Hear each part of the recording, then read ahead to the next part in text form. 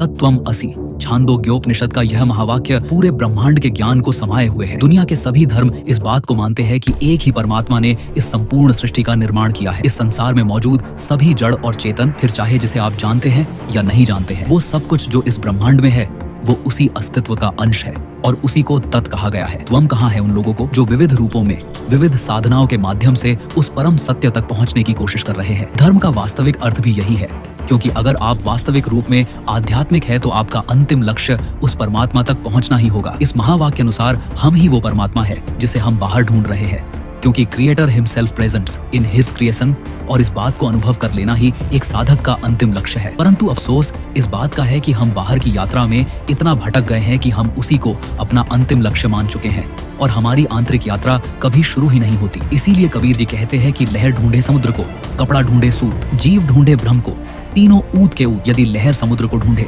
और कपड़ा धागे को, तो यह बात बड़ी अजीब लगेगी, क्योंकि लहर समुद्र ही है और कपड़ा धागा ही है। लेकिन उसे यह अनुभव तब होगा जब लहर समुद्र में समाएगी और कपड़ा फिर से धागा बनेगा। ठीक इसी प्रकार जीव भी ब्रह्म को ढूंढ रहा है, जबकि वह स्वयं ब्रह्म ही है। मेरे गुरुदेव कहते थे कि आत्मा परमात्मा का अंश है। यह तो सब जानते हैं, परंतु आत्मा में भी परमात्मा समाया हुआ है।